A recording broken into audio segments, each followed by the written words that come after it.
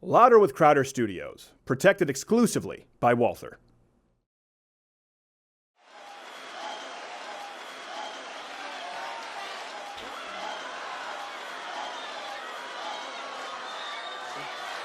Shut down his channel.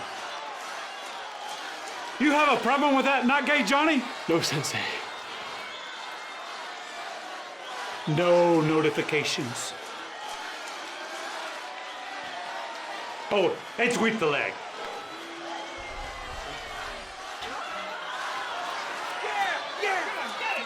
It's 2 points. Russo, Lawrence, nothing. Ready? Fight!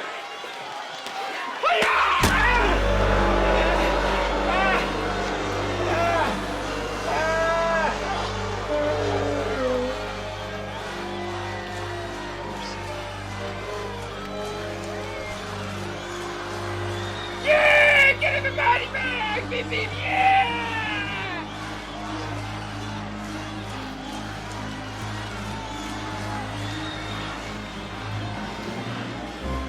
Finish him!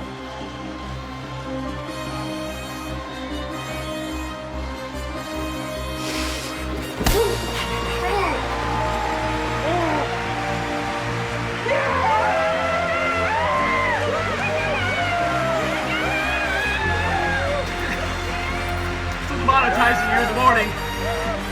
What?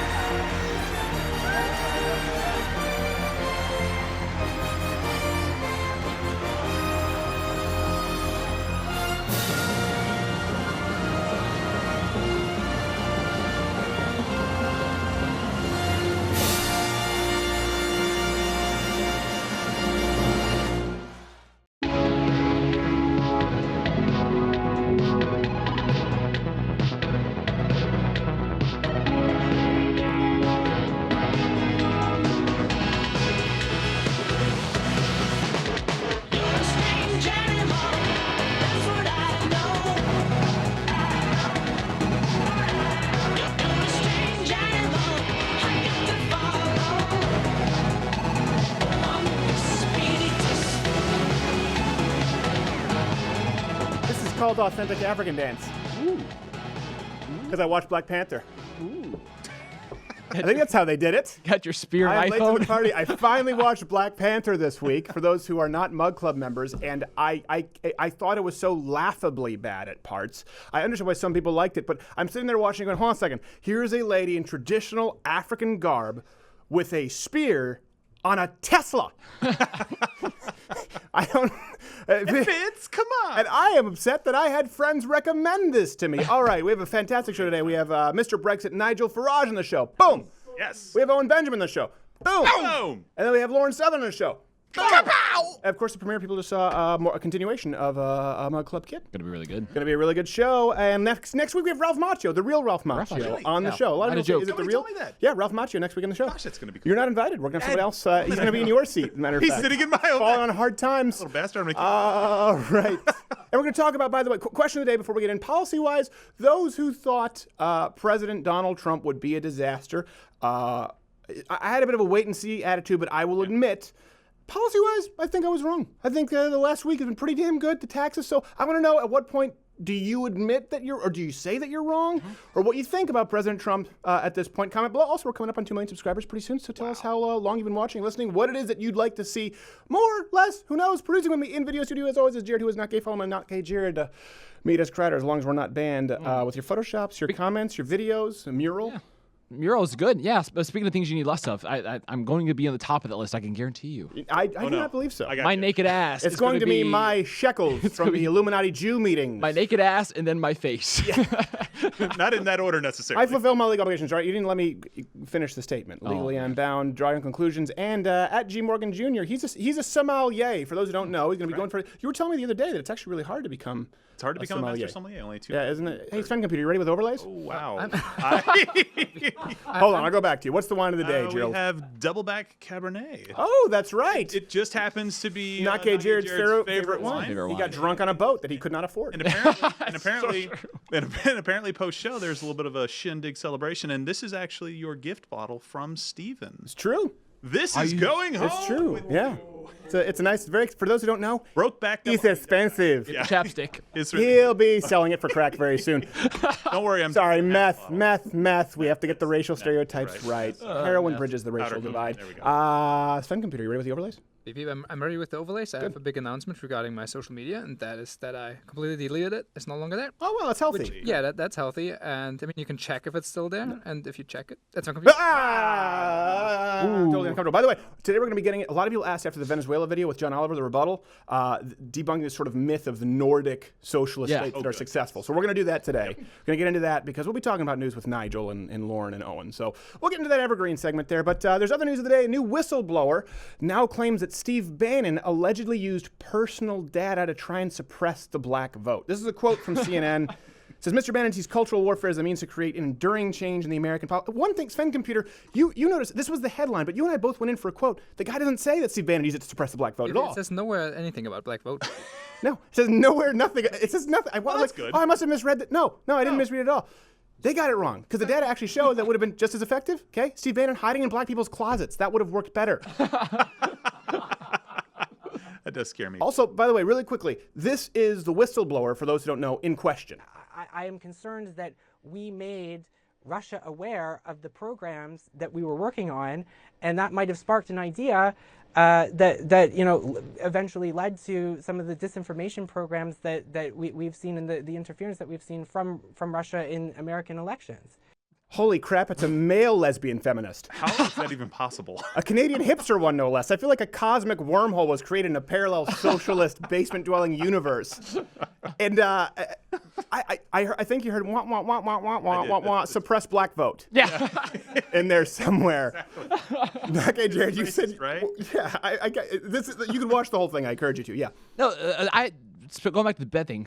I had a friend who chastised his wife for having an irrational fear of sharks, and I said, that's not irrational at all. That's a very rational fear. He's like, no, she thinks they're under her bed. I'm like, oh yeah, yes. There's a good chance, like that is irrational. That's highly irrational. There's a good chance though, Steve Bannon is under your bed, suppressing your vote. Right, and sometimes he puts on a shark Not head. outside the realms of possibilities. He puts on a shark head because he likes to have a laugh. But seriously though, whistleblowers, by the way, can be a real pain. We've actually we've had problems here with in La Rocada.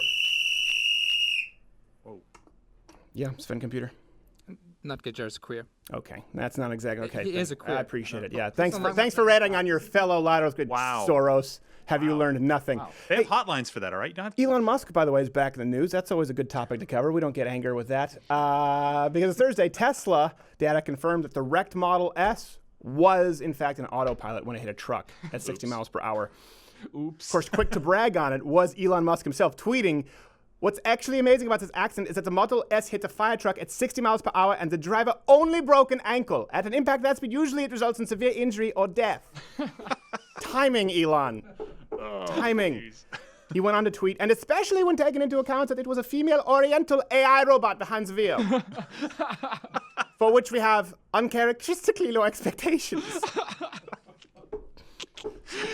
We're going to get hate mail. I'm so scared. I only drive 10 miles. 10 miles per hour. My little robot feet, no touch the pedal. I robot. Why you don't give me long feet? Why you bite my feet? I robot. My shoes are slipping in. Almost seems senseless. I need tighter shoes. Thank God I'm a learning computer. Wear phone book. I'm too short. This is not a Honda Cub. I go 6 miles an hour. Just because it's my favorite story of the week, a man in a local news story almost got his purse stolen, and he made really clear that he was not going to be giving up his Louis Vuitton bag. Hopefully we get him as a guest. Roll clip. Give me your bag. And I was like, you're not getting my Louis Vuitton. I worked very hard for this. I got my bag. You can pry it out of my cold, dead hands. The confidence is actually well earned when you realize he's a black belt in Trudeau. So Oh. He looks like the guy who killed Versace. For people who don't want to watch it. He so loved that bag. If the next words out of his mouth were, I love this bag. I identify as this bag. Yeah, I would not have been shocked at all. I hate They talked about how it has such deep meaning. It just means expensive. Yeah. It's expensive so you get to be catty with other gay guys about it. But I would like to have him on the show, absolutely. You think about a purse, if it's loaded, it's a weapon. So Russia, by the way, because it's in the news, we have to, because, it's a show, news, Thursday. $4 billion Crimea bridge, but they finished it. They finished it. But Vladimir Putin Putin. I said Putin. This is gonna be. We're gonna get fat. I'm gonna get so much hate mail for this. Hey, it's Putin, and he's a great man. He's led his country. You believe in the Western propaganda? Israel shill. He wanted to be the first across the bridge, but he was beaten by a cat. Cat got to it first. So that cat, by the way, was never seen again. Till he was fingered actually as a ringleader in Cambridge Analytica's Russian data collecting cat scandal. So that's, yeah. Oh, yeah.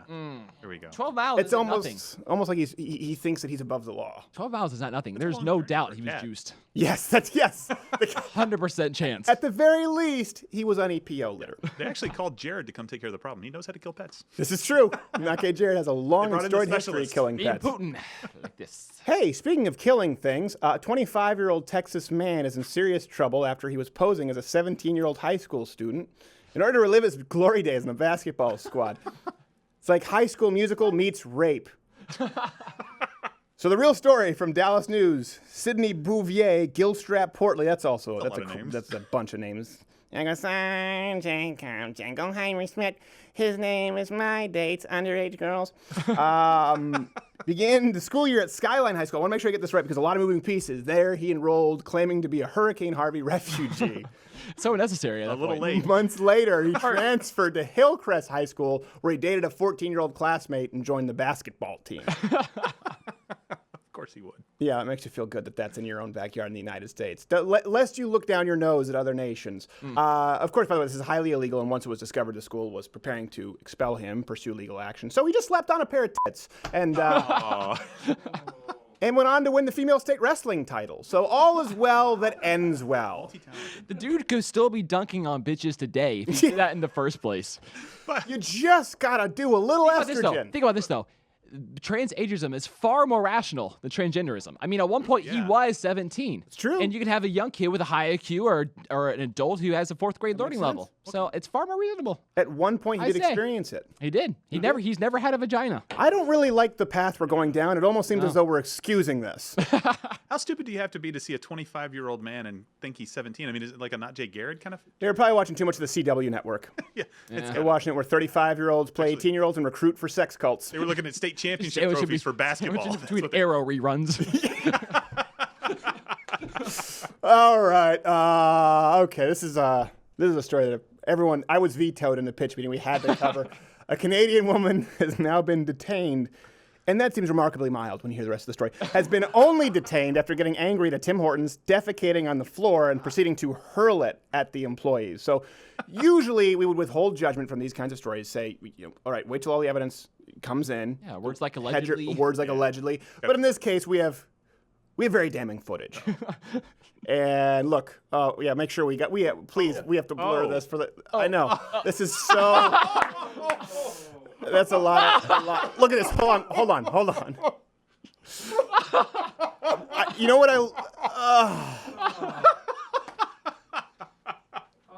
What I find so crazy about that is for those who are listening on the audio version, she picks up the feces, she throws it, and then she grabs a paper towel, and because she uses that like a sling, and then she throws the paper towel. So this is not the first time she's done this.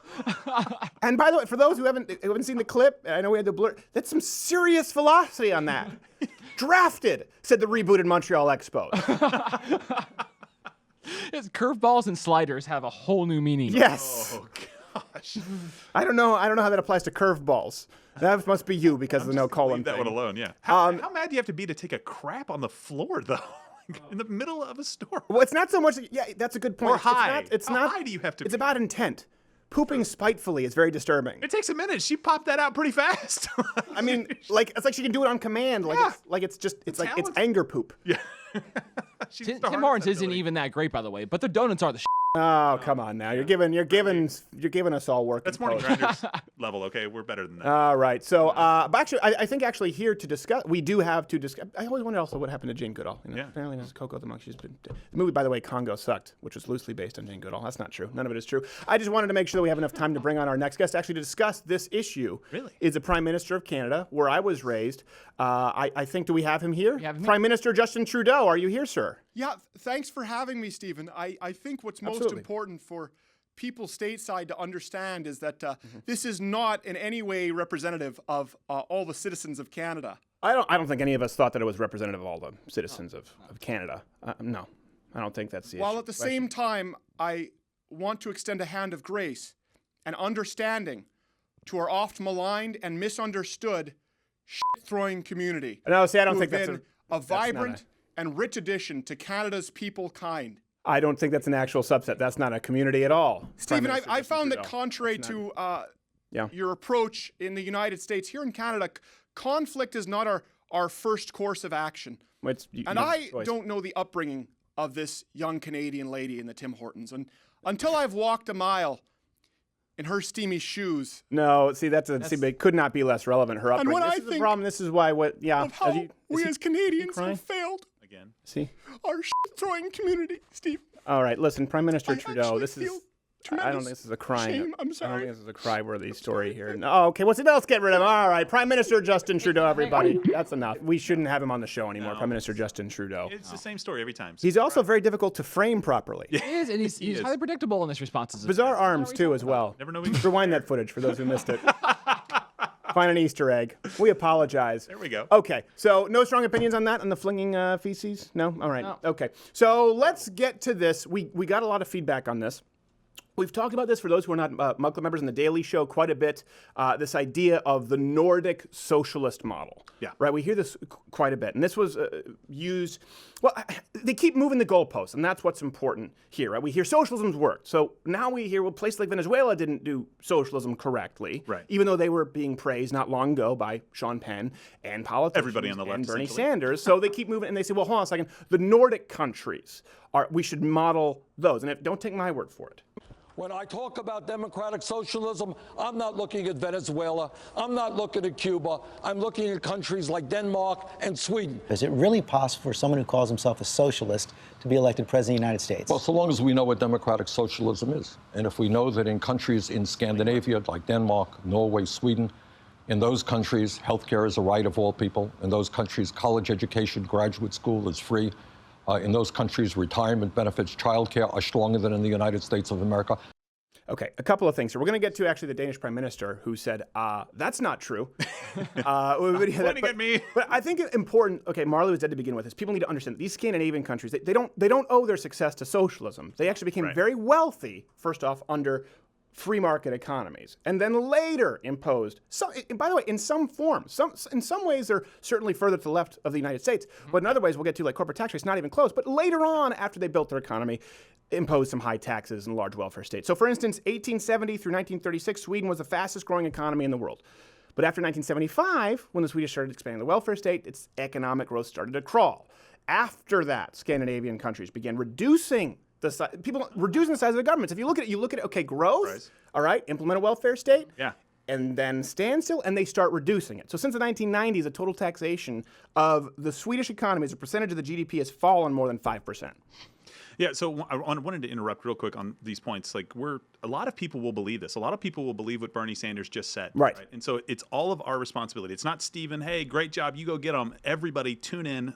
Pick out these points and be able to tell your friends, because they're going to believe that this is true because the media won't call him on it. It is very You're not common. gonna see that anywhere else, so you have to do it. We all have to. Well, and by the way, do it with us too. We have these sources up. You can see the overlays here on the screen. I want you to call us on this, okay? Yeah. I want don't just nod your head with what we're saying. This is the opposite of Trevor Noah saying his audience shouldn't watch Fox News and Oliver. We want you to watch what they say entirely, and then watch what we say. And if we're wrong, call us out, which I'm sure I'll get something wrong today.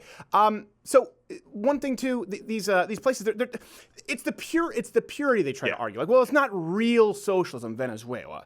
You think that a place like Sweden is more socialist than Venezuela? The Prime Minister of Denmark just recently said, again, the Nordic model still isn't socialist. Okay, Bernie? Socialism involves abolishing the free market, returning the means of production to the people's government, like in Venezuela. That's what social. So this is one thing that people often do. This is the bait and switch, right? They go, well, it's worked in Nordic countries where they have socialized health. Hold on a second. That's not socialism if there's one thing. Right? And certainly not if you're saying, well, it didn't work in Venezuela, it didn't work in places like Cuba because it wasn't real socialism. That's the importance here is the consistency of standards. Okay? They're mostly free market economies in these Nordic countries. Literally riding the coattails of of capitalism. Yes, exactly. It's almost like Then they have to either collapse or get back on the coattails of capitalism. Well, something that's very surprising to a lot of people is even though they have very high income taxes for individuals, okay, corporate tax rates for businesses are mostly, as a general, significantly lower than the United States. So Denmark, you son of a bitch! Sorry, people, which one do you do? It depends on how I feel, how my throat feels. I like both. Denmark's corporate tax rate, anyone know what it is? It's pretty high. I mean, pretty low relative. Sorry. He's like, I said the wrong thing. 24%. I screwed that one up. Norway, 27%, which is high. Sweden is 22%. Wow. The U.S. is, under Obama, was 39% was the highest, if you're looking at the corporate tax rate. And now evil right-wing Trump wants to lower it to 26%, which is still higher than Sweden. Still higher than most. But he has bad hair. Yeah, that's true. And I just love this, by the way. In case, but you don't have to take my word for it. In case you think I'm making this up, as far as the Danes and being a little bit tired of Bernie regurgitating this on American media unchecked, tail of the tape. The major political parties on the center left and the center right would oppose many of the proposals of Bernie Sanders on the regulatory side as being too leftist.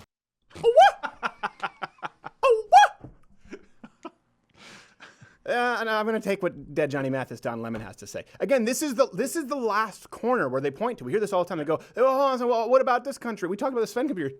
Obviously North Korea is further along the trail than socialist. But if you look back in the 1950s, North Korea, they had growth. A few days ago, how they had a high growth rate on par with South Korea for a while, and then crashed. Beep, beep. Yeah, exactly. Because you can fake this for a while. You can just take the money and pay for it in the short term, like we saw. By the way, we also saw with Venezuela. While you guys were praising it, we're still going to call you. You don't get to get. There's no get out of Venezuela free card there. Yeah, no, we've done the exact same thing with some of the socialistic kind of programs that we've implemented in the United States after successful periods of economic growth, and we tend to do that every single time we succeed.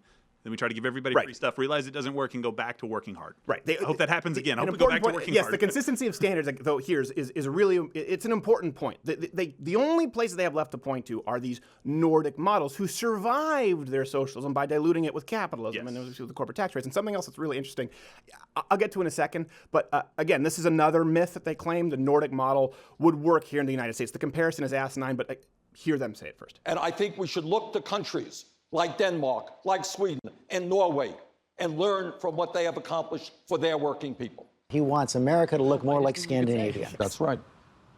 That's right. And what's wrong with that? Okay. I think there's a lot wrong with this. A couple of things here. Several things wrong. Part of what... Okay.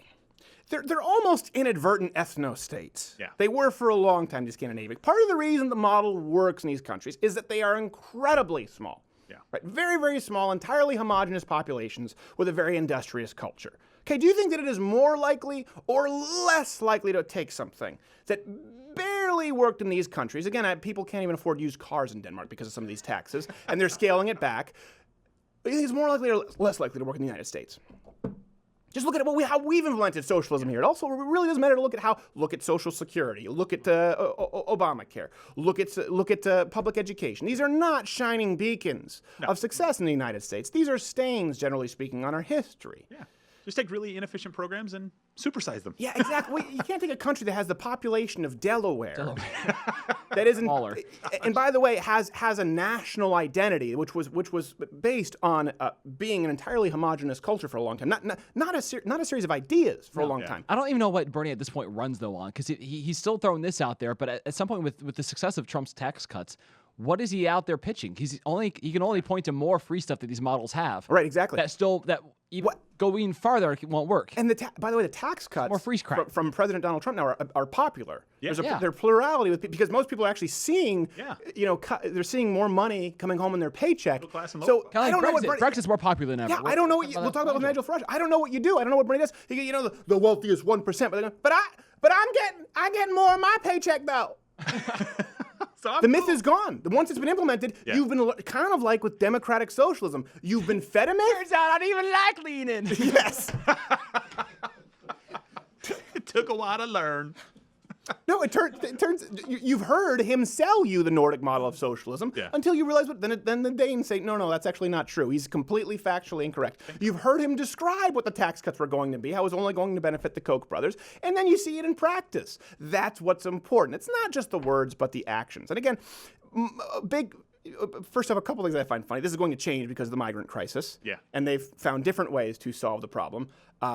Denmark just making itself as unattractive to migrants as possible. Finland already had that covered. Remember, they walked into Finland and said, nope, and they left. They had the corner on ugly refugee holes. Yes, there was nothing in Finland that they wanted. But a big reason that these countries are successful is their industrious culture. I know people are going to say, oh, that's a racist argument. No. Listen, I'm talking about their history, these people, the kind of culture they've been steeped in for a long time. So this is something that I thought was incredibly interesting. Reg, our researcher, brought this to my attention. I did not know this until about 6 months ago. Okay? If you take these from Sweden, from Denmark, from these countries, and you transplant them to the United States of America, so you transplant them from these supposedly socialist utopias, their standards of living actually go up, not down. Danish Americans take the culture, transplant them. Their living standards are 55% higher than those in Denmark. Living standards of Swedish Americans are 53% higher than those in Sweden. Finnish Americans, living standards are 59% higher than those in Finland. The schnozberries taste like schnozberries. It's almost like there's a stronger correlation between industriousness and success than free crap. Exactly. It is so incontrovertible at that point. So these are, go back to, we said Delaware, but largely, let's say Ohio. Let's be generous, right? Not gay, Jared, you're a big fan of Ohio for whatever reason. I don't know, I hate myself too. What's been going on with the NBA? I don't know. We're not talking about that. But okay, we'll move on. That's a good way to set up for Nigel Farage. Let's get Jared as upset as humanly possible. Yeah, let's do that. So do we think it's fair to make this comparison? This is a genuine question. Do you think it's fair to compare, let's say, Denmark or, I don't know, Iceland or Sweden to the United States, a country of 300 plus million people, which is unbelievably diverse in comparison? Yeah, no. Okay, let's take another step. Let's say you think it's fair. You think it's a fair comparison, you still think it'll work. Well then, would we say that it's equally fair? Or maybe a more fair comparison, let's say like California, super liberal state in the United States versus, say, Texas. So blue policy, left policy versus right policy here in the United States. Bigger populations than a lot of the countries we're talking about. Exactly. And both in the same country. Would we say that's maybe more apt comparison? Okay, because Texas is actually ranked as the best state for business 12 years in running. Boom. There's a reason Jeff Bezos isn't scouting Los Angeles for the next Amazon. Worst, by the way, California for 12 years in running. Some of the highest poverty rates in the United States. And of course, the opposite of Texas. California has some of the highest taxes. Texas has no state income tax, by the way, and a surplus. That's right. A lot of people don't know how to make sense of that. It's like, well, so what do you mean? There's no state. No, there's no income tax. But there's a surplus? Yeah. Yeah, we have more money. We have more money than we're spending. It's weird. More money? So much winning. What do you mean? Do me a favor, all you Californians, on this. Just remember this when you move to the state of Texas. Okay. Right, yes. Leave your policies behind. Well, the reason we use those two Check states ours out. is because they're both very large states. They're both very diverse states. They're both. It wouldn't be fair to, let's say, Big compare economies, California versus Rhode Island. That's right? true. Or it wouldn't be fair to compare Texas and, I don't know, Wyoming. These are two very large states, both in top 5 states in population and in landmass. 2 states with a lot of natural resources, right? So they often use that with Venezuela. Well, it's the oil issue. Really? Try to imagine socialism without sitting on a giant bed of oil. It doesn't get any better. I can tell you how this ends. It's a choose your own path and breadlines. Yeah. So it's a more fair. Texas and California were the purest it's the purest comparison we can have here in the United States. Unbelievably different outcomes, and a direct correlation with Californians leaving California specifically to Texas for work.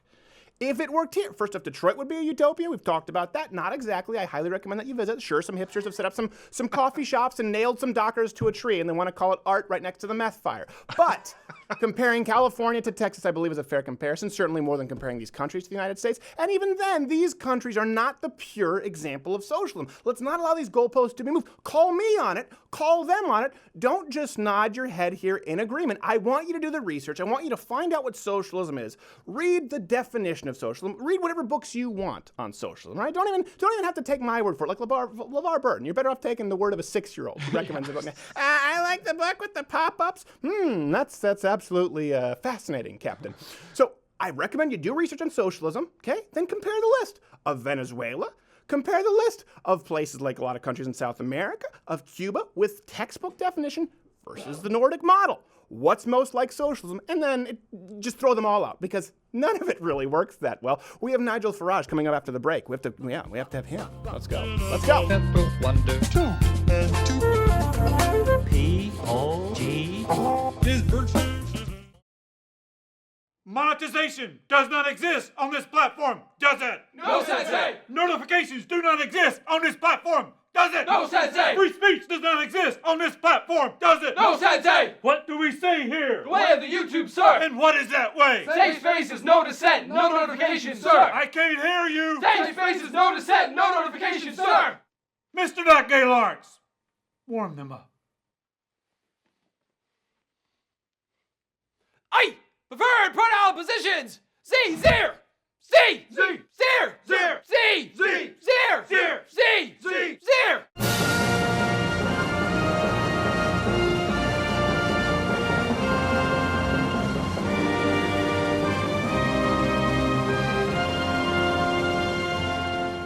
Today I didn't even have to use my AK. I gotta say it was a good day. Our first guest, woo, I love him. He's the Mac Daddy of the UK. Around here we say it pays to keep your Nigel hand strong. You know him as Mr. Brexit. Follow him on the Twitter at Nigel_Farage. Mr. Farage, thank you for being back, sir. Great to be here. How are you? I am so excited to have you.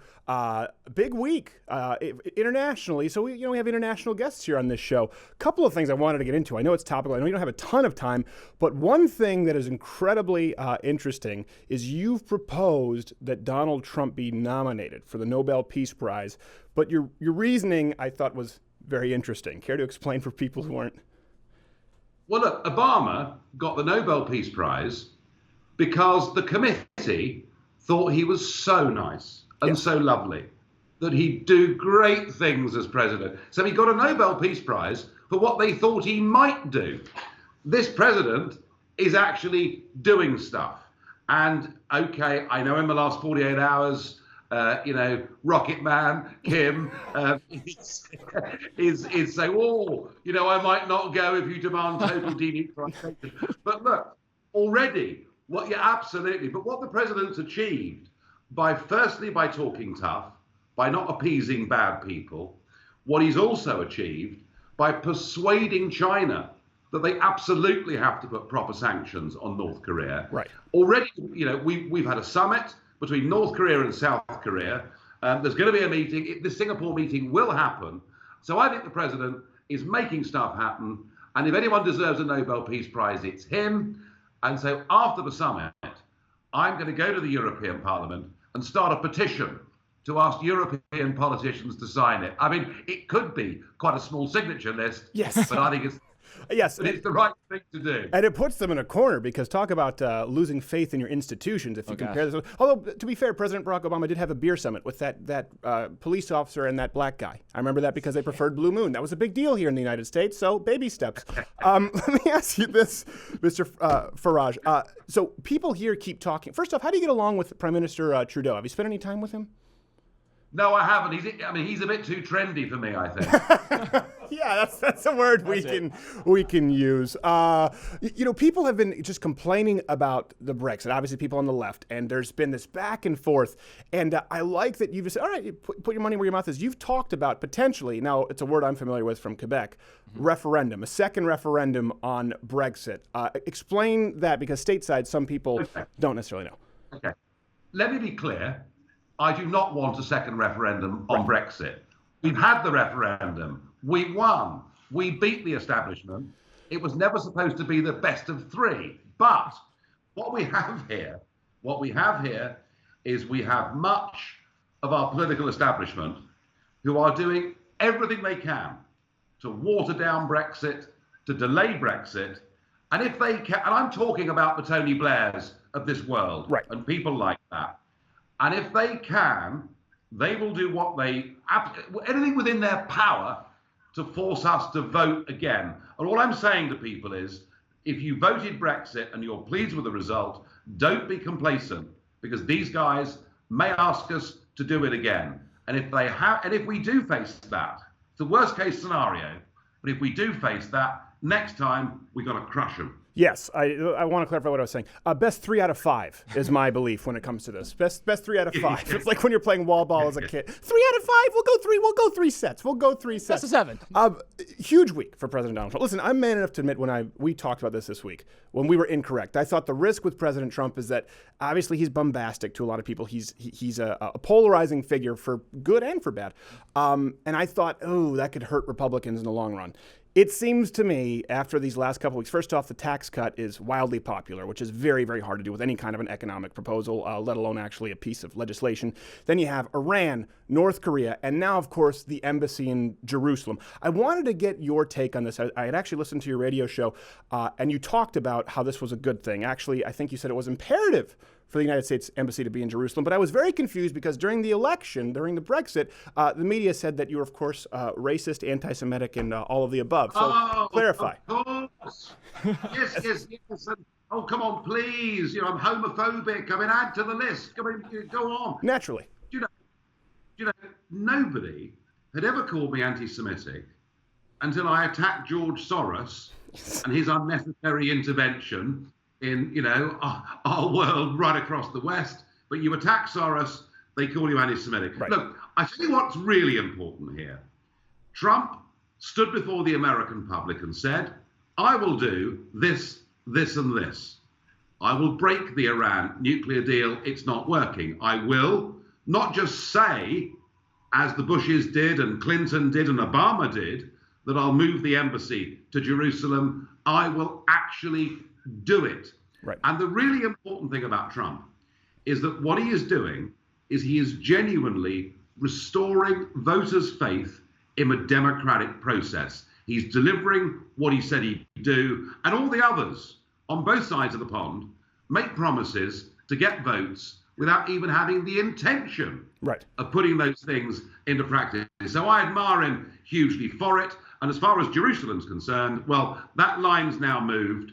Any future negotiations have to work on the basis that Jerusalem is the capital of Israel. Exactly. That's how it is. And if people don't like it, sorry, listen, we had elections. The guy delivered on his promise. By the way, he delivered, like you said, on Obama's promise. So just consider it. Clinton's promise. Just consider it a belated promise delivery from President Obama. Let's give him that one.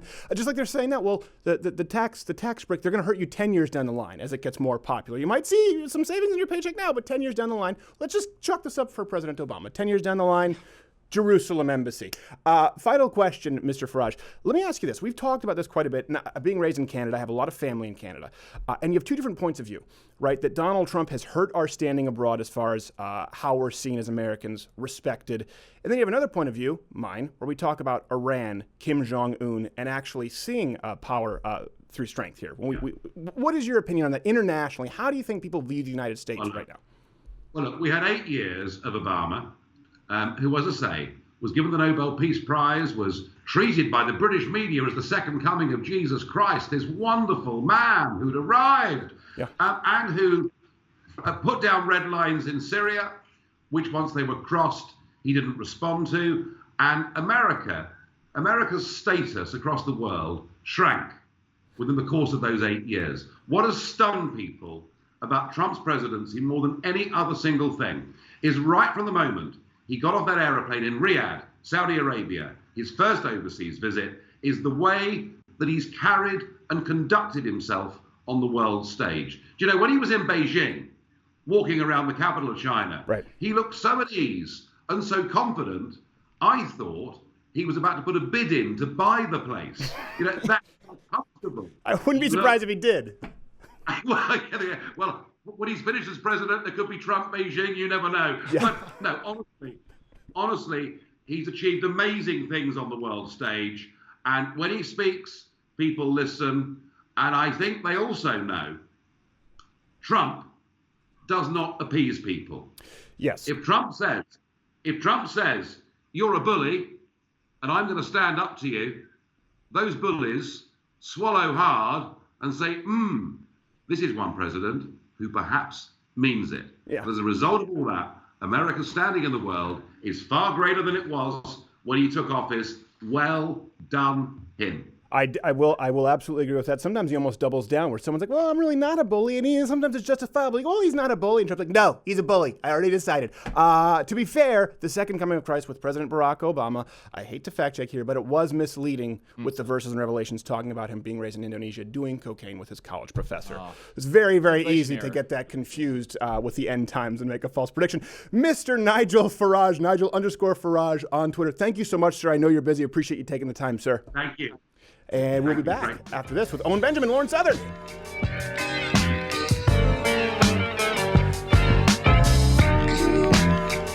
It's live read time. Usually it's the MugClub live read, but this week we're actually going to talk about something. We're incredibly appreciative, and we do need you to sign up at loudequescredit.com/MugClub to support the daily show. But this week we want to talk about someone who's supported our show an unbelievable amount, and that's Walther Firearms. They've been a sponsor for the show for a while. It started out with us just being fans of the firearms. It's such an easy sponsor to have because we always tell people, like, listen, there are plenty of great firearms out there, okay? We're not saying the Walther, but we just recommend you try the Walther. Go to a gun range. I just tried it. I'm like, I wasn't even on my radar. Yeah, it just made it so easy to awesome. shoot. And of course, we've done several videos at the gun range where we've taken people for their first time. Every single time they either went on to buy a Walther or wanted to buy a Walther, but they couldn't because they were too young. I've seen in the last change my mind because she was not 21 years old. Little known fact, you can't buy a handgun unless you're 21. So this is their PPQ, their full-size model, easiest firearm to shoot. Just Google Walther PPQ reviews, and then this right here is, of course, what a lot of us carry at Lotto's Credit. Now, look, check, make sure it's unloaded. That's the PPS, of which I'm a huge fan as well. Walther Firearms, just try it. Go to a gun range, go to a firearm range, try it, and see if you like it, because they've had the balls to stand up and actually support this program. And there aren't a lot of people who do that. We've actually had people ask us to not mention their products. I just talked about products on air incidentally. They said, can you not do that? We don't want to be associated with this show because, you know, we want to go on. We want to make sure David Hogg gives us a shout out on his Instagram. So Walther Firearms, thank you guys so much. And if you want to support a sponsor that supports the show, and it's a great product anyway, Walther Firearms. Louder with Crowder Studios, protected exclusively by Walther. And now for Hubba Crowder eating blueberries. Oh boy, the blueberry. This is a good blueberry, and I got so much more than now with people joining at MugClub at louderwithcrowder.com/MugClub, because they can buy me more blueberries and shit. Oh, I gotta sit. Oh, Baba, gentle. I hope everybody joins up, but I won't feed me more blueberries. Patience. Oh, more blueberries. Thank God for MugClub. Listening to all the things you can't hear. No matter what like this, you get up, you should know. Get the ball back, get the ball back, get the ball back, get the ball, get the ball, get the ball back, get the ball back, that ball. Get the ball back, get the ball. It's your ball. Is he saying get the ball or get the bomb back? Get the ball. Because that would be distasteful this week. That would be a little distasteful. Prepare for that. As a matter of fact, it's distasteful any week that like Hamas still has control of the Gaza Strip. Really good to have our next guest. We're going to have a little ditty on from him later on the show, the last commercial break, but right now we're just having him as a human. As a human. Because he's a human being as well. You can follow his tour. He'll be touring the Pacific Northwest here soon at hugepianist.com. And his YouTube channel, I think, is Owen Benjamin Comedy. Owen, do I have that right? You do, my friend, and I am a real human being. Yes. I'm a human being. Anyone else in that movie line? I know Owen knows it. People watching 2 Minutes Crowder. We really should update our lower third. Yeah, you really should update our lower third. I realize your lower third still has your Twitter on there. I'm sorry. It's like looking at a ghost. Open wounds. I was just on Gavin McGinnis's CRTV show, and it listed everyone's Twitter, and it just said mine banned. And then someone searched at banned, and they're like, no, that's a pornography advertisement. Steve banned in pornography. It's weird. Yeah, it's very bizarre. Very bizarre genre. Hey, speaking of bizarre, you were telling me this during the break. A Pittsburgh newspaper editor said you were an alt-right, something along those lines, got fired, right? Which is incredibly rare for you to put one over on them. So hats off to you. It was really exciting, and I only know it because my wife is actually even more spiteful than I am. So she will keep up on the people that have lied and slandered me, and she just comes in today and she's like, that guy who lied and said you were this racist alt-right guy, the editor got fired. And she was like, how great is that? I'm like, baby, I love that you love me and we're not enemies. Cause it's rare that happens, so you got to savor it when it does. Was he fired because of what he said about you, or was it incidental? He was also doing it to like every Republican, like just anybody on the right. Yeah, so I think that it just, it just started adding up to the point where he got axed, which was great news. But now you're not as special. I'm not, I'm not as special, but I am starting to think that the news may be lying to us. Yes, I think they might be misleading. Kind of like we spoke about earlier. I know your song later is about Palestine. 50 some people dead in the conflict. Listen, loss of life, tragedy. But then you look, it was 20-something. I think were convicted terrorists or suspected terrorists. That's what we call bad. I mean, at a certain point, and then why were babies there to begin with? Ever think about bringing? Everything about bringing your baby to inner city Detroit? There, Owen, leaving it on a liquor store corner. No, I feel weird when he's in like the rain. To be fair, I was only rating mustard gas, so it's a little different. Because in law, you have to factor in intent. And this is what I found so interesting about, because you never know about the Middle East. It's been a mess for a long time, but I was watching it, and you see like Western media, like New York Times, and they're like, all these people want is to be neighbors and peaceful. And then you see like these crazy Palestinians be like, no, we want to kill the Jew disease. And they're like, no, that's not what they really want. And they're like, no, all of them and Christians, like, that's what we want to do. And I'm like, they're telling us what their plan is. Right. So many disease. I don't think you know what you're. No, we feel pretty good about it. Yeah. Do you want me to pull the room? Hold on. One minute, Paul Krugman. Should we sleep on it? No, we're good. No, we're good. This is not a sleep on it kind of issue. It never They were changes. tweeting about it. Like Hamas has like a Twitter handle that's like, if you retweet 100 times, we will blow up Jew for you. It is. Well, by the way, at scary guy. Not necessarily the dialogue you'd hear from an alt-rightist. I don't know, alt-rightist, alt-righter. I don't even know. With Owen Benjamin. Yeah, I don't even know what that is. I don't even know what alt-right even means. Yeah, I'm not entirely sure anymore either. They've tried to use it to mean like it's basically they want everyone to think that all alt-right people are Ed Furlong from American History X, pre-redemption. Oh, right. But I don't know. I don't know what it means anymore either. It seems like it's been so. This is what the left has done, right? They've diluted it so much it doesn't mean anything anymore. Just like they've screamed the Trump sky is falling for so long that no one believes it anymore, and it makes them bulletproof. It makes people like you bulletproof. No one's going to believe them anymore when they say that Owen did something shocking and alarming, which you probably will do.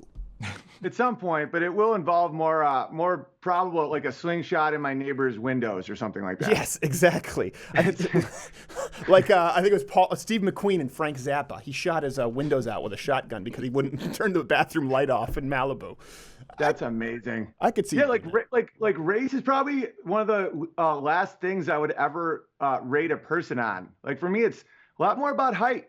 Yes. And let's just say I like your height, buddy. That's one reason why I think we became such good friends so quickly. We respect each other's height. I appreciate it. One would say that you almost have an unfair advantage being 6'8", though.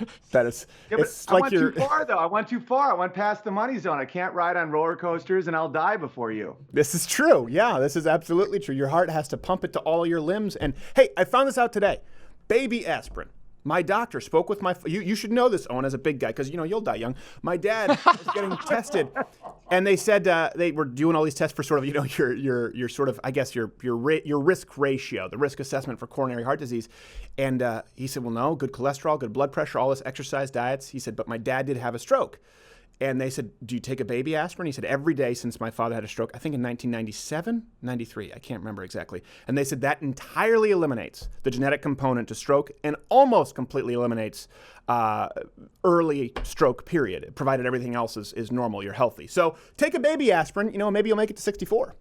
Yeah, but most of my family lives real long. But back then they were like 5'11", but they were like lead miners. Like they were still the tallest dudes. Yes. But I think I got enough nutrition now to really enter a bad zone. So I might have to get into baby aspirin. Because like if I get hit in the foot, I don't feel it for like a half hour. Yes.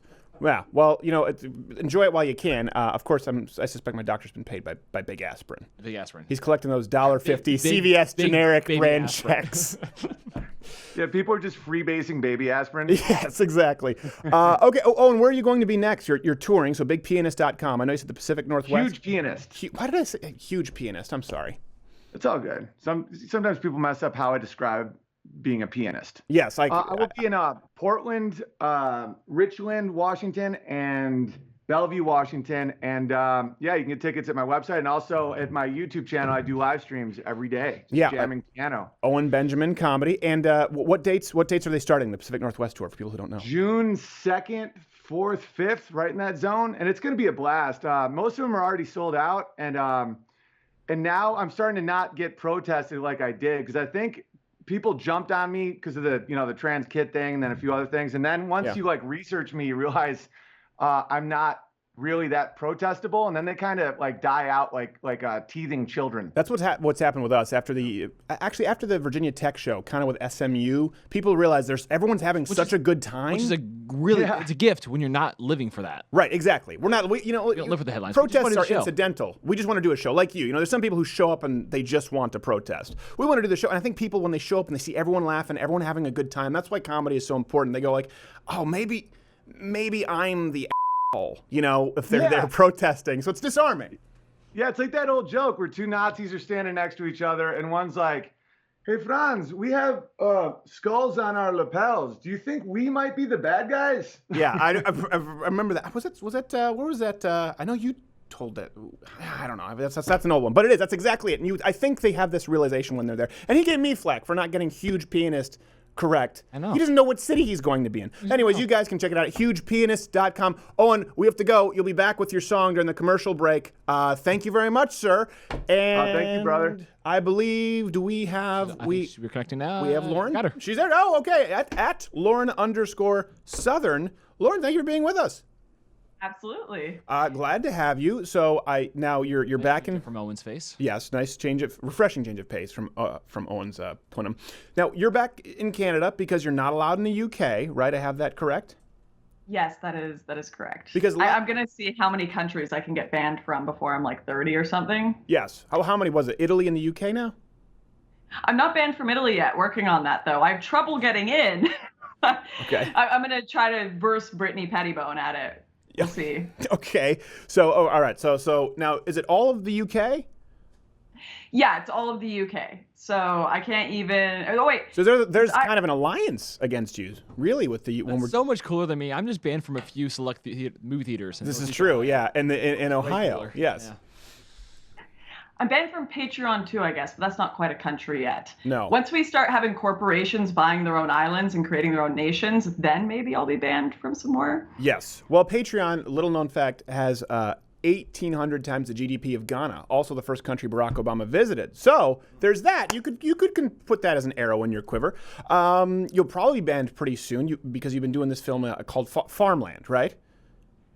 I wouldn't go back to South Africa. So even though I'm not officially banned, right, I've been getting calls from people saying, do not go back to South Africa, whatever you do. But yes, my film Farmlands, it's been a nightmare getting it done in the background. People are like, where is it, Lauren? Where is it? But it will be out this month, 100%, on the crisis going on in South Africa with the farm murders, the crazy anti-white policies coming from the ANC, and just the overall chaos, drought, and nightmare that South Africa is right now.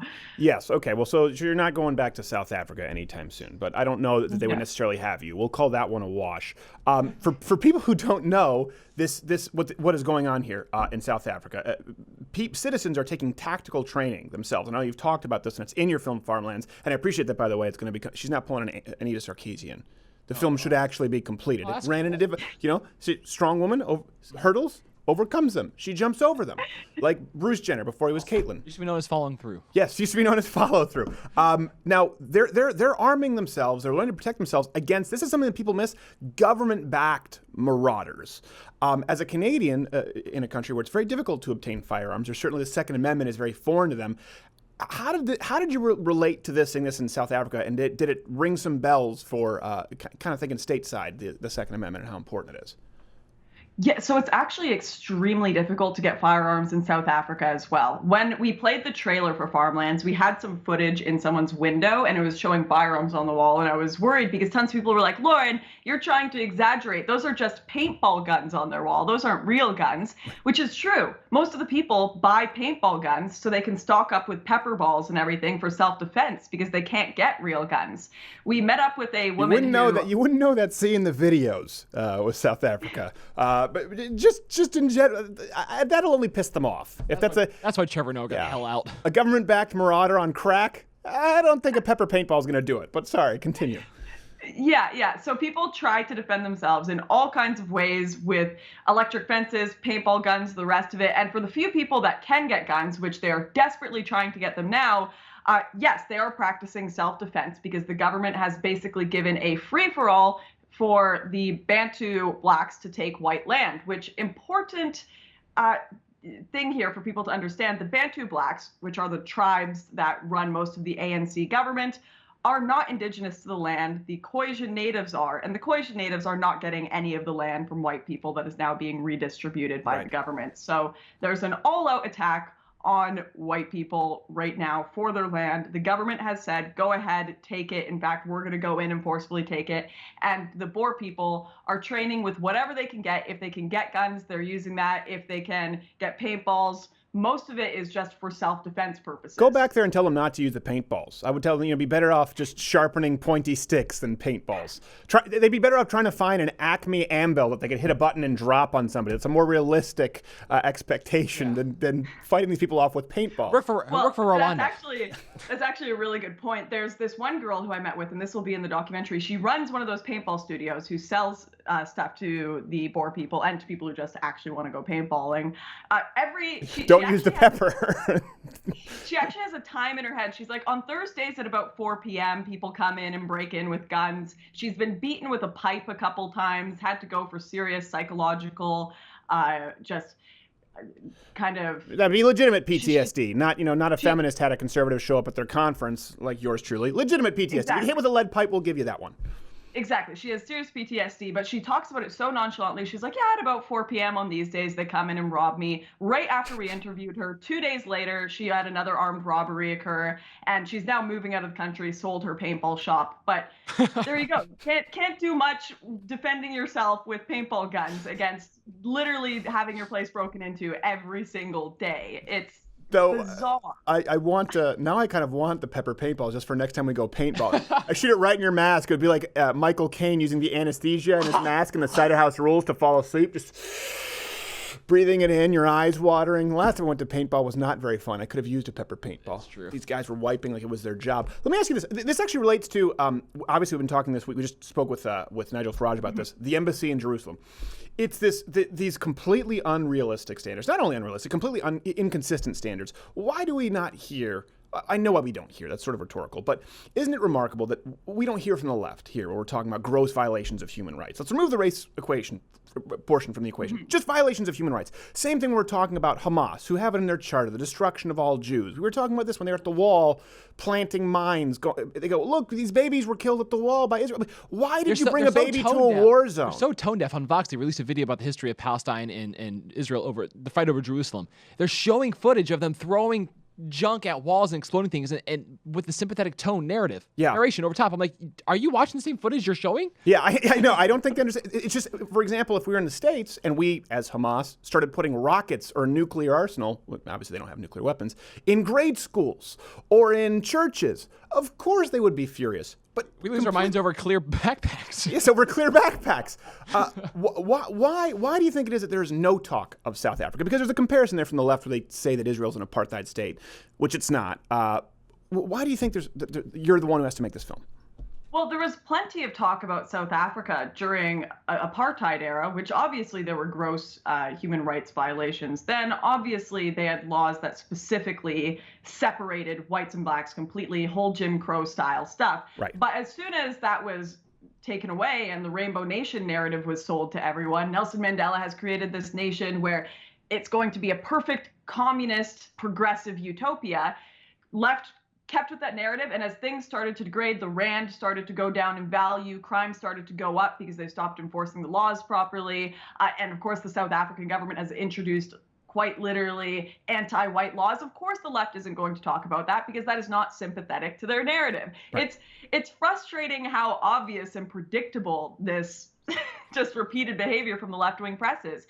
And there's been a few pieces that have come out about me and my documentary on The Root and Vice, and all of them are saying this myth of white genocide. And I've never even called it white genocide in my documentary. I've just said it's genuine policies against whites. They like to blow up what I say and make it sound like a crazy alt-right narrative, which it's not. It's just purely fact that's going on the ground. Right. So the only coverage I've seen from this has been smearing these poor farmers who are not political people. They're not right-wing or left-wing. They're not nationalists or anything. They're people who have literally had crimes committed against them, have family members tortured, and the left-wing press has no interest in talking about it whatsoever. They don't want to humanize white people. They just had an article come out in BuzzFeed that said how white women use strategic tears to get what they want.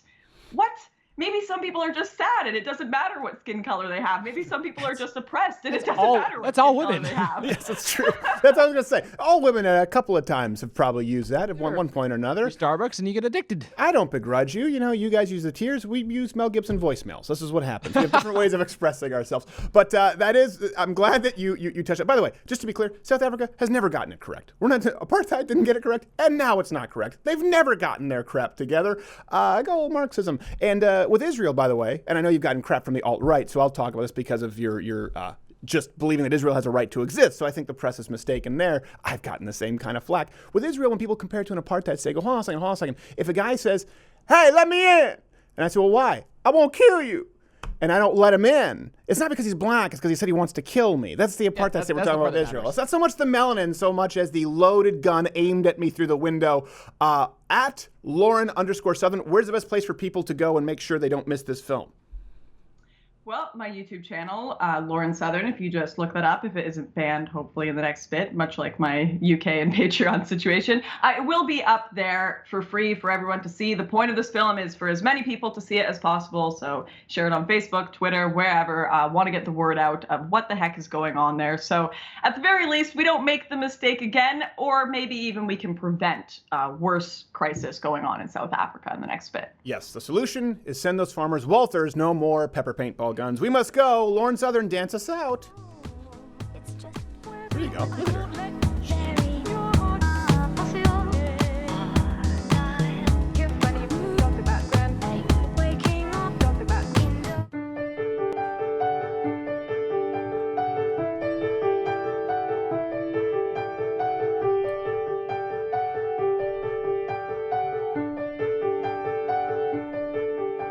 I thought Hamas was a dip made from lots of chickpeas. It turns out it's a bunch of dudes who think Jews are a disease. They tried to break through the border with mortars and shards of broken glass, but they got distracted when they saw a goat's ass. Oh, sweet Palestine. Oh, oh, oh, oh, sweet Palestine. The Middle East is always confusing to me, especially 'cause the media lies. But I typically side with the people not advocating genocide. Hamas has an active Twitter account and tells people to be a hero. And being a hero doesn't mean being good, it just means killing Ben Shapiro. Palestinians just want people to accept their very simple demands. And those demands are that every Jew and Christian be murdered according to the Quran. Oh, sweet Palestine. Oh, oh, oh, oh, sweet Palestine. Solo.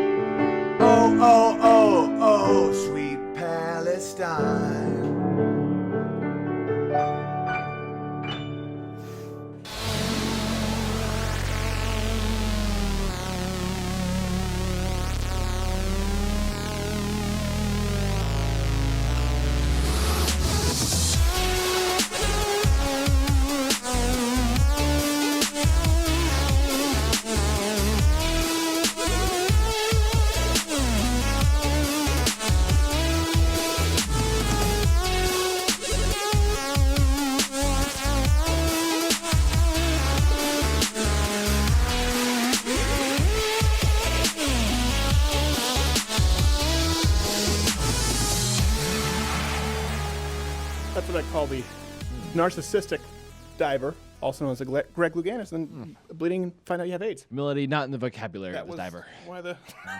Well, Greg Does it Louganis. make sense? You probably don't. You're probably too young. You probably don't even know the Greg Louganis. He was a diver in the Olympics, and he did a backflip, hit his head in the board, and bled all over the pool. I saw a crazy video that was kind of like that one time. It was gruesome. No, that wasn't a professional diver at all. No, that was probably is why. That was Louis Diamond Phillips playing him in the Greg Louganis story. Oh, okay. Yeah, I think I know what you're talking about.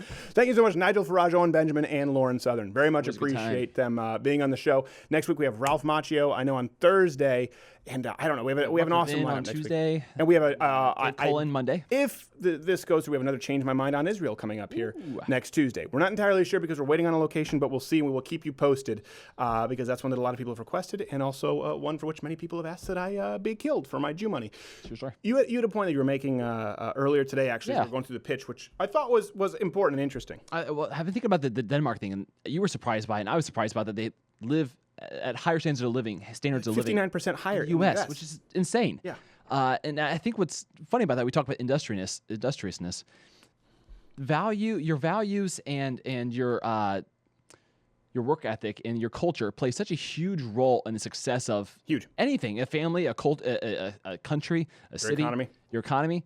And the left can't talk about that. No. Because all cultures are equal in value. Right. It's a discussion they can't even have. Yeah. We can't even address it. It's a good point, and it's one that we... And it's to the detriment of those of cultures that could use some guidance, right, to figure things out and fix some stuff. Isn't that ironic? Because they talk about being progressive, but you can wipe out a civilization by just allowing the degradation of culture. It just takes one generation. And that's actually funny that actually I'm a little worried about that. I know everyone says this with their generation, right? Kids these days. That being said, at some point there is a tipping point. At some point there is an actual kids these days. So you always do kind of wonder if you're the kids these days or your kids are the kids these days. And I was actually watching. Spot them. Yes. And I was watching the killing of you saw the OJ story. The true crime. The next one was the killing of Versace. By the way, Westworld sucks this season. A lot of people got mad. It's terrible. I loved season 1. Westworld is please not waste. After episode 4, I tapped out. Every single shot was a slow-mo shot. And the reveal is like, okay, this one's a host. We get it. It's a robot. Please move on. Back to the Ed Harris story, which is the only storyline that has any loose ends to tie up. Anyway, Westworld, terrible. But I was watching The Killing of Versace, and I was watching it with my wife. And I'm never going to use the word trigger warning, but if you have kids watching, this is something just because it is a show that obviously is not suitable for children. So take a minute. All right. Versace, once Ricky Martin takes a guy and throws him belly down on the bed, rips off his pants and starts going to town, I was sitting there and I turned to my wife and I said, this is on FX, right? And outside the fact that they don't happen to say the F word, it's a strong R. I mean, it's a strong R. Yeah. I think it's on FX, right? I don't know. Sounds right. It's on a network. It's not just a Netflix or Hulu show. No. And point blank shots through the head. I remember seeing that for the first time, being shocked as a kid. I think it was Saving Private Ryan, actually, whenever I was allowed to see it because it was a war film. Now you see it gratuitously all over the place. And I know everyone complains about these things later on, but it really is at a point where we are spiraling that drain really quickly. And I do worry, listen, I'm an adult, I can handle it, and I don't think that it inspires school shootings, but I do worry about my future kids. If, my wife and I said we can only ever watch anything in our bedroom away from them first to make sure that it's okay. Well, yeah, not it's everything so bad. in life is subjective. Like we have empirical data on a lot of things that determine success and the well-being of a culture, if it's full of filth and bad Westworld episodes that talk about bleak Westworld, but here's the thing. It's not the Yanni Laurel thing.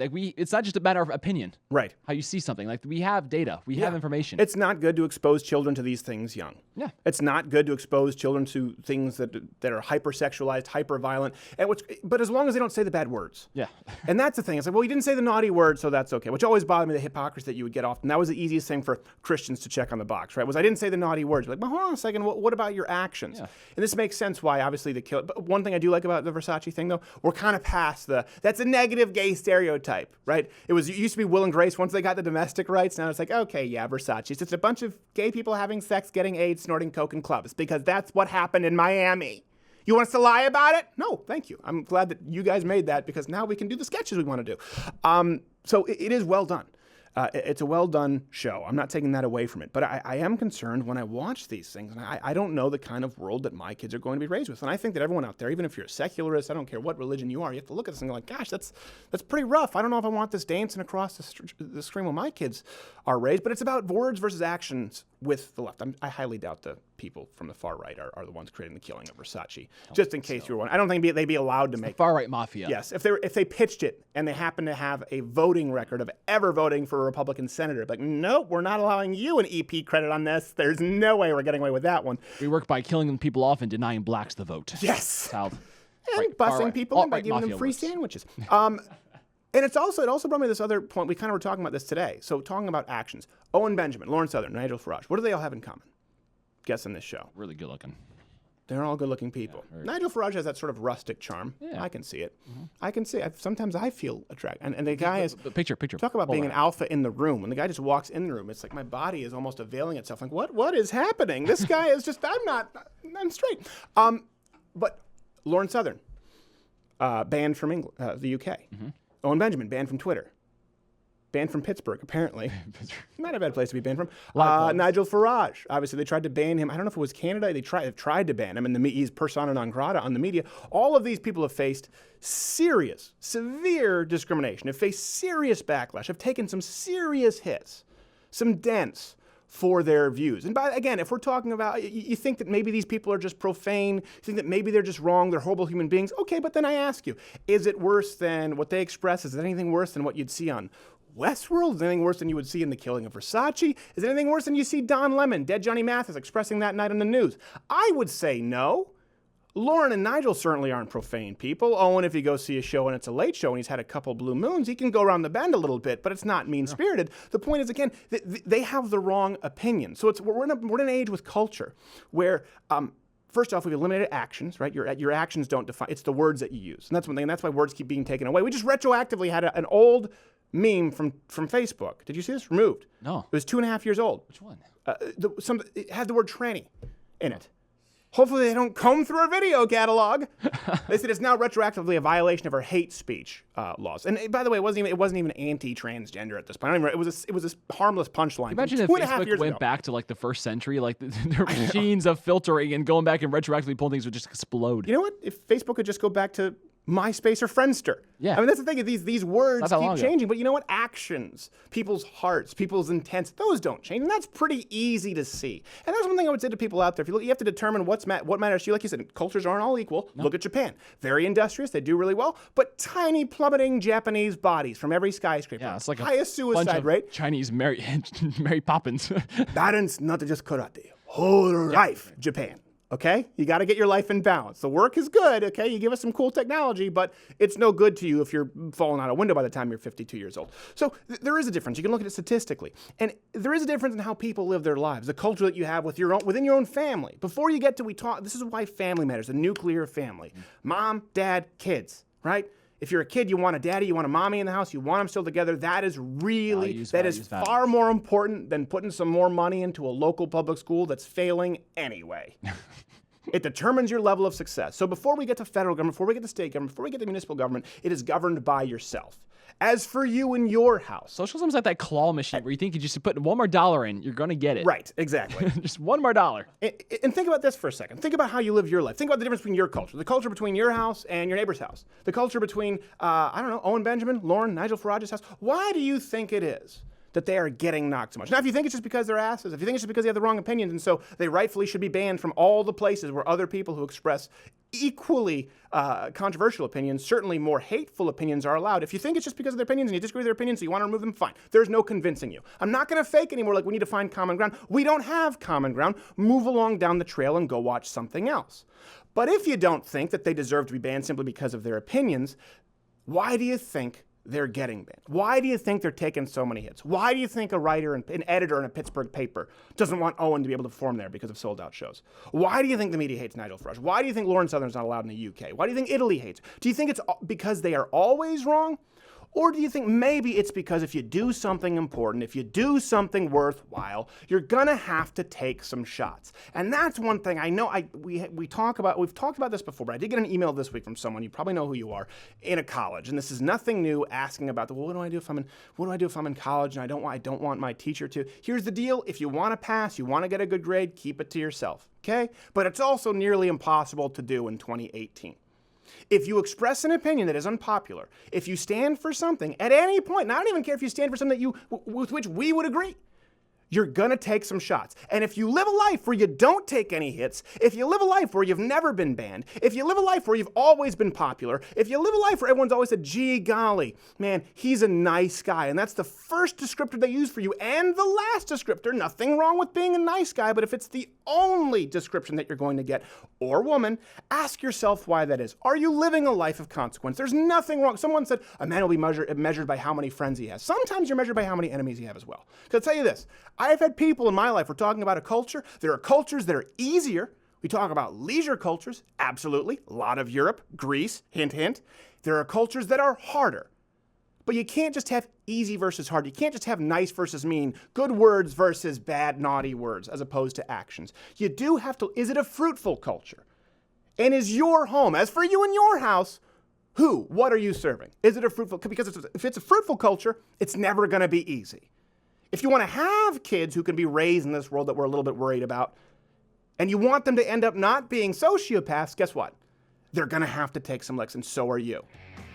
If you want to be successful, if you want to be recognized for anything more than being milquetoast, a guy who you can get along with at a party, or a girl, you're gonna have to take some shots. And if you aren't, there's a strong chance, if all you're doing, by the way, is fighting the whole world at every single point, there's a good chance you're an asshole, absolutely. But if you never find yourself in controversy, if you never find yourself getting some bumps and bruises along the way, there's a strong chance that you might be living a life that is completely inconsequential. And that's no way to be, son. So to the guy who wrote to me about college, you gotta make it, you wanna pass? Keep it to yourself. But at some point, you're gonna have to make a decision. And if you're getting hit, it means you're out there with the puck.